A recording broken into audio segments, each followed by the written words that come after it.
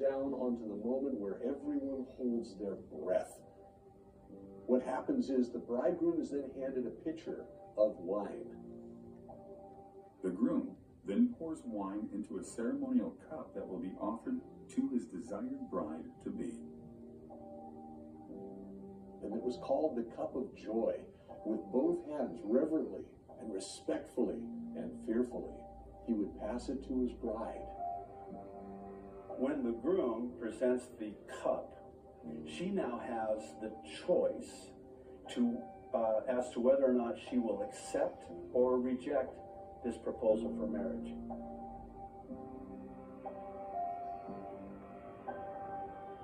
The moment the cup is handed to the bride, she's given all power to stop the wedding by pushing the cup back and rejecting the bridegroom. Contrary to all other wedding customs in the Middle East, the bride in the Galilean wedding possessed the final authority. She alone had the power to accept or reject the offer from the groom. The betrothal could not be completed without her willing acceptance to drink from the cup of wine.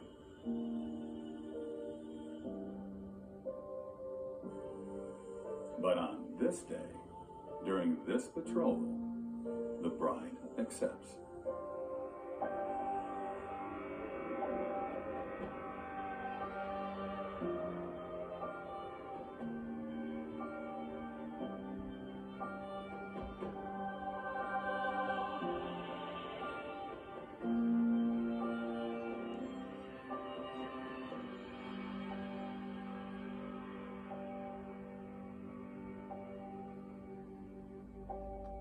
The groom will then also take and drink from the cup, solidifying the new covenant. But then he says something truly profound. And then the bridegroom says publicly, so everyone can hear, "You are now consecrated to me by the laws of Moses, and I will not drink of this cup again until I drink it anew with you in my Father's house." But to understand why this phrase is so profound, we must look at another act recorded later in the scriptures. During the Last Supper, Jesus offered a cup of wine to his disciples to signify a new covenant with them.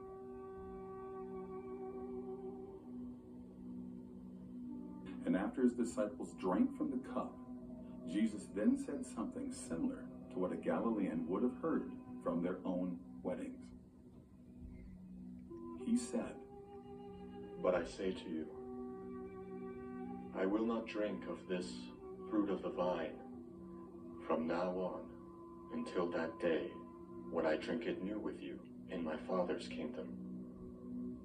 This is exactly why when he gave them the cup, he actually says, "This is the new covenant in my blood. I'm about to pour my blood." It's a promise. We're going to be together again, and we're going to mark it by drinking the wine. It's something important. The breaking of bread and offering of wine, these acts were to form a new union, a new promise, meant to deliberately set in motion events of unimaginable importance. In my Arab culture, you eat from the same bread and you drink from the same cup. The thought is that that which is in you is in me. It is a common union, communion, no longer two, but one. When Jesus says that at that Last Supper, "This is my body given for you, broken for you," he is talking as a bridegroom to his bride. When he says to them, "This is the cup of my blood in the new covenant," that's how they would seal the betrothal in the ancient wedding. But when you think about the Galilean disciples, they understood exactly what it was saying regarding these things. They were familiar things. The illustration was entirely clear to them. When Jesus said that, his Galilean disciples at the Last Supper heard only one thing: wedding.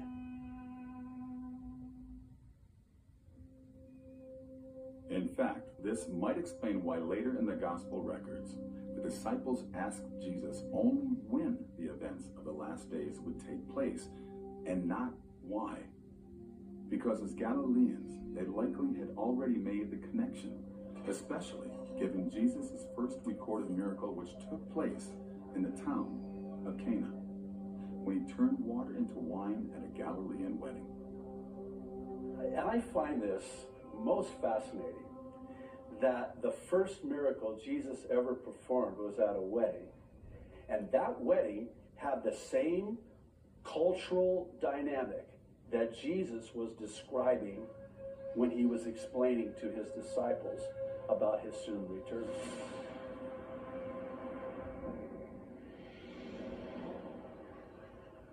Hey, good morning, Calvary Community Church. We just wanted to share that video with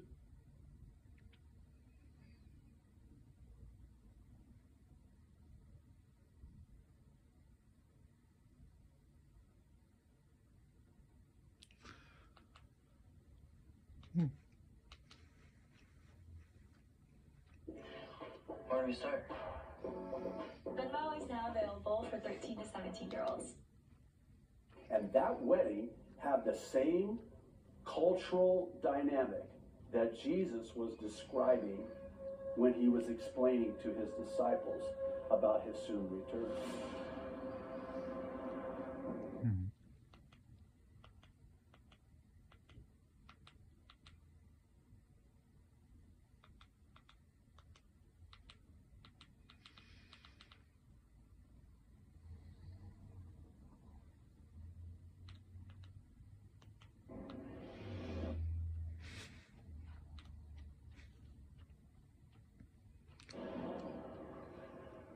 Hey, good morning, Calvary Community.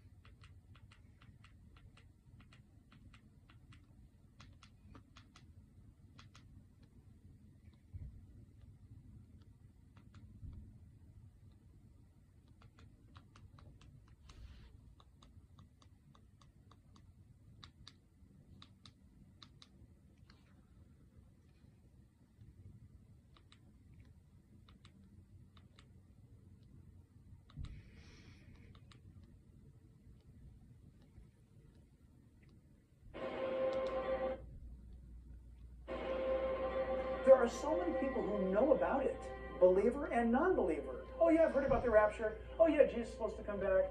I've heard about this. Listen, hearing about it's not enough. In fact, we know from Galilean experience in the first century that you not only had to be ready, you had to have enough oil, you had to get into that wedding. And then the door was shut. By the way, once the door was shut, it was shut.